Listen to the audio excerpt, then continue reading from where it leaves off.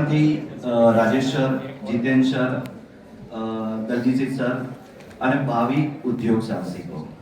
હવે ભાવિ ઉદ્યોગ સાહસિકો મેં એટલા માટે કીધું કે અત્યારે અમારો પ્રોગ્રામ જે છે એ આના માટે જ છે કે આમાંથી કોઈ ક્લિક થાય. હવે હું એક સરસ મજાની આપણે કવિતાથી શરૂઆત કરીએ कि लहरों से डरकर नौका पार नहीं होती, लहरों से डरकर नौका पार नहीं होती, कोशिश करने वाले की कभी हार नहीं होती, कोशिश करने वाले की कभी हार नहीं होती. अब આપણે છેલ્લી પંક્તિ ઉપર આવી જઈએ. असफलता एक चुनौती है, असफलता एक चुनौती है, स्वीकार कर लो तुम. असफलता एक चुनौती है, स्वीकार कर लो तुम. क्या कमी रह गई थी, क्या कमी रह गई थी, देखो और सुधारो. क्या कमी रह गई थी, देखो और सुधारो. जब तक तुम सफल न हो, जब तक तुम सफल न हो, तब तक नींद और चैन का त्याग करो तुम. ये संघर्ष का मैदान है, ये संघर्ष का मैदान है, यूं छोड़ के मत भागो तुम. ये संघर्ष का मैदान है, यूं छोड़ के मत भागो तुम. कोशिश करने वाले की कभी हार नहीं होती, कोशिश करने वाले की कभी होती. હવે આના એક ઉદાહરણથી મારે તમારી સાથે શરૂઆત કરવી છે. જાપાનના એક એન્જિનિયર હતા કે એણે એક સરસ મજાનું એક એન્જિન બનાવ્યું કે ફ્યુઅલ એફિશિયન્સી માટે કે ભાઈ ચલો એ એન્જિન મારે વેચવું છે, પણ કોને વેચવું છે? એક સારામાં સારી જે દેશની સારામાં સારી વર્લ્ડની સારામાં સારી કંપની છે એને મારે સેલ કરવું છે. એટલે એણે વિચાર્યું કે મારે આપવું છે આ એન્જિનની ડિઝાઇન સેલ કરવી છે, પણ મારે ટોયોટો કંપનીને જ આપવી છે, બીજી કોઈ કંપનીને આપવી નથી. હવે એણે બહુ કોશિશ, એણે મહિના, 2 મહિના, 5 મહિના, 10 મહિના સુધી બહુ જ કોશિશ કરી ટોયોટો કંપની સાથે મીટિંગ કરવાની. હવે આફ્ટર 1 યર પછી એની મીટિંગ ફિક્સ થઈ. ટોયોટા કંપનીને એણે પોતાનું પ્રેઝન્ટેશન આપ્યું, ફાઇનલ થઈ ગયું, ડીલ બધી ફાઇનલ થઈ ગઈ, ઓકે. હવે એણે પોતાના વર્કશોપમાં ગયા.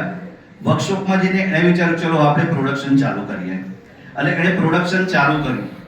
હવે જેવું પ્રોડક્શન ચાલુ થવાની તૈયારી જ હતી અને ત્યાં ભૂકંપ આવી ગયો. કારણ કે જાપાનમાં કેવું છે, ભૂકંપ ગમે ત્યારે આવે. એટલે ભૂકંપ આવ્યો અને બધું ડિસ્ટ્રોય થઈ ગયું એનું. હવે એ માણસે ફરીવાર વિચાર્યું કે નહીં, મારું ડ્રીમ છે, મારે આ વસ્તુ આપવી છે તો ટોયોટા કંપનીને જ આપવી છે. એટલે એણે ફરી અગેન્સ્ટ પાછી પોતાની કંપની ચાલુ કરવા માટે શું કર્યું કે એના સગા સંબંધીઓ પાસેથી ઉછીના પૈસા લીધા અને ફરીવાર એણે પાછી કંપની એસ્ટાબ્લિશ કરી. કંપની એસ્ટાબ્લિશ કરી અને ફરીવાર એણે પોતાનું પ્રોડક્શન ચાલુ કર્યું. હવે જેવું પ્રોડક્શન ચાલુ કરવાની તૈયારી જ હતી અને વર્લ્ડ વોર આવ્યો અને એના જ કંપની ઉપર બોમ્બ ફૂટ્યો. આખી જ કંપની ડિસ્ટ્રોય થઈ ગઈ. કોઈ જ વસ્તુ, પહેલામાં તો એની પાસે મશીનરી હતી થોડી ઘણી, પણ સેકન્ડ ટાઈમમાં તો એની પાસે મશીનરી પણ ના હતી. હવે માણસ એકદમ નિર્વસ થઈ ગયો, પણ છતાં પણ એને વિચાર્યું કે નહીં, મારે મારું ડ્રીમ પૂરું કરવું જ છે. ગમે તેમ કરીને મારે આ વસ્તુ ટોયોટો કંપનીને સેલ કરવી જ છે. ફરીવાર એ માણસે ઊભું થવા માટે શું કર્યું? પોતાની જમીન મોર્ગેજ કરી, પૈસા ઊભા કરી, ફરીવાર કંપની બનાવી, ફરીવાર બધું પ્રોડક્શન ચાલુ કર્યું. પ્રોડક્શન ચાલુ બી થઈ ગયું. પહેલું કન્સાઇનમેન્ટ એને આપવા જવાનું હતું ટોયોટા કંપનીને. નાવ એકદમ એની કિનારા ઉપર જ આવી ગઈ હતી કે બસ હવે મારું ડ્રીમ તો પૂરું થઈ જવાનું છે, કે હવે કોઈ પ્રોબ્લેમ નથી. જેવું પહેલું કન્સાઇનમેન્ટ એ ડિલિવર કરવા ગયા અને ટોયોટા કંપનીએ કીધું કે હવે અમારે તમારા કન્સાઇનમેન્ટની કોઈ જરૂર નથી. સમજી લો કે અહીંયા આપણે હોય તો શું કરીએ? સુસાઇડ કરીએ, દવા પી લઈએ, બરાબર. છતાં પણ આ માણસે કોશિશ કરી, બરાબર. એણે વિચાર્યું કે નહીં, કઈ વાંધો નહીં. વિધિન અ ફ્યુ સેકન્ડમાં એણે એક ડિસિઝન લીધું. સાંજે બધા જ ફ્રેન્ડને બોલાવ્યા. એણે કીધું કે ભાઈ જો આવી રીતે મેં કર્યું હતું ને આ વસ્તુ થઈ છે. ફ્રેન્ડ કે બરાબર છે, હવે આપણે કાર બનાવી છે તો કાર બનાવવા માટે એન્જિનની જરૂર પડે.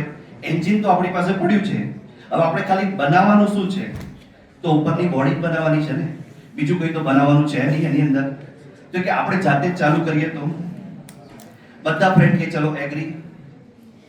એણે એ કંપની ચાલુ કરી અને એના ફાઉન્ડરનું નામ છે સોઈચિરો હોન્ડા. સાહેબ એ કંપનીનું 2023 ની એનો નેટ પ્રોફિટ કહું છું, ટર્નઓવર નથી કહેતો, ગૂગલમાં સર્ચ મારવું હોય તો આપ મારી લેજો, 1423 કરોડ રૂપિયા એનું પ્રોફિટ છે. એટલે કોશિશ કરતા રહો, કોશિશ કરતો તો કંઈક ને કંઈક નીકળશે. બીજી વસ્તુ જે અત્યારે જે અમે વાતો કહીએ છીએ બધી ડે આફ્ટર ટુમોરોની છે કે આજે તમે સ્પીકિંગના રાજા બનો, બોલવાનું રાખશો. આપણે ગુજરાતીમાં કહેવત છે ને, બોલે એના બોર વેચાય. રાઈટ, હવે થોડા જાગ્યા તમે. હવે સ્પીકિંગ શબ્દ છે એના 4 અક્ષર, લાસ્ટ 4 અક્ષર શું છે? કિંગ. શું છે? કિંગ. જો તમે બોલવાના કિંગ બનશો તો પછી ભલે તમે તમારી લાઈનમાં કદાચ જોબ કરશો યા બિઝનેસ કરશો, ત્યાં બધી રીતે ચાલશો. એનું એક સરસ મજાના ઉદાહરણથી મારે વાત કરવી છે. એક 10th સ્ટાન્ડર્ડનો છોકરો હતો, ફેલ હતો. હવે એને જોબની જરૂર હતી. હવે પેપરમાં એડ આવી એટલે એણે ત્યાં એપ્લાય કર્યું. હવે એ માલિકના 5 થી 6 સ્ટોર હતા. એટલે પેલા માલિકે કીધું કે ભાઈ તું તો 10th સ્ટાન્ડર્ડ ફેલ છે, મારે તો એવા માણસની જરૂર છે કે જે મારું સેલ્સ વધારી શકે, કે તારી જરૂર નથી. એટલે પેલા છોકરાએ કીધું ના સાહેબ, મારે નોકરીની જરૂર છે, તમારે જે છે તમારું સેલ્સ વધે, હું કંઈક સેલ્સ વધે તો તમે મને પગાર આપજો, નહીંતર પગાર ના આપતા. એટલે માલિકને એની વાત સાચી લાગી કે બરાબર છે કે ભાઈ કે છે તો આપણે આ રીતે રાખીએ.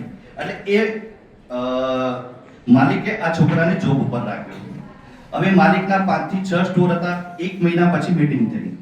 એટલે પેલા સ્ટોરના મેનેજર હતા ને, એણે કીધું કે આ કેવા છોકરાને તમે લઈને આવી ગયા છો? એટલે પેલા કે કેમ, કે આ ઓક્સફોર્ડમાં ભણેલો છોકરો છે? કે નહીં. તો એ કે 5 ડિપાર્ટમેન્ટ સ્ટોરમાંથી જેટલું સેલિંગ નથી થતું ને એટલું સેલિંગ આ એક છોકરો જ કરે છે. પેલો કે એટલે માલિકને નવાઈ લાગી કે 10th સ્ટાન્ડર્ડ ફેલ આ છોકરો આટલું કઈ રીતે કરે છે. એટલે એણે જોયું ચલો હું ચેક કરું. એટલે એ સ્ટોરમાં એકદમ કોર્નર ઉપર બેઠા બેઠા જોતા હતા કે છોકરો કઈ રીતે ડીલ કરે છે. હવે એ માણસ આવ્યો હશે, એક કસ્ટમર આવ્યો એટલે એને માછલી પકડવાનો કાંટો આપ્યો કે ભાઈ સાહેબ આ માછલી પકડવાનો કાંટો છે. કસ્ટમર કેવું કે સરસ છે, લઈ લીધો. પછી બીજી વસ્તુ કે કીધું સાહેબ તમે માછલી તો કાંટો તો લઈ જાઓ છો, તો માછલી પકડશો કેવી રીતે? એક લોટ નાખશો તો આવશે ને? સાહેબ અમારે ત્યાં સરસ મજાનો લોટ મળે છે, તમે એ લઈ લો ને. કસ્ટમર કે બહુ સારી વાત છે, ચલો ભાઈ લોટ પણ પેક કરી દો. પછી છોકરો કે સાહેબ તમારા શૂઝ બહુ સારા છે, બહુ પ્રેશિયસ છે સાહેબ, તમે જો ફિશિંગ કરશો તો શૂઝ તમારા ખરાબ થઈ જશે. સાહેબ અમારે ત્યાં વોટરપ્રૂફ શૂઝ મળે છે, તમે લઈ લો ને, ખાલી 500 રૂપિયા જ છે. કસ્ટમર કે ચલો પેક કરી દો. પછી ફરીવાર આગળ કસ્ટમર જતો હતો એટલે પાછો પેલો છોકરો કીધું કે સાહેબ તમે માછલી તો પકડો છો, ફિશિંગ કરવા જાઓ છો, તો માછલી કદાચ 15 મિનિટમાં પણ આવે, તમારે પકડાઈ જાય, 10 મિનિટ બી થાય, કલાક બી થાય, ત્યાં સુધી શું તમે ભૂખ્યા રહેશો? એટલે પેલાને કસ્ટમર કેટલું બધું મારું ધ્યાન રાખે છે કે સારું તારા ડિપાર્ટમેન્ટ સ્ટોરમાં ફૂડ પેકેટ છે કે નહીં? હા છે સાહેબ, લઈ લો તમે. એટલે ફૂડ પેકેટ લઈ લીધું.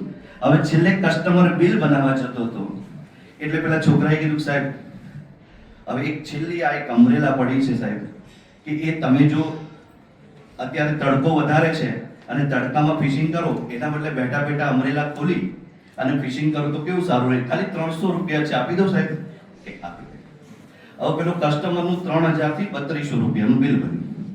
આ બધો પેલો માલિક બેઠા બેઠા જોતો હતો.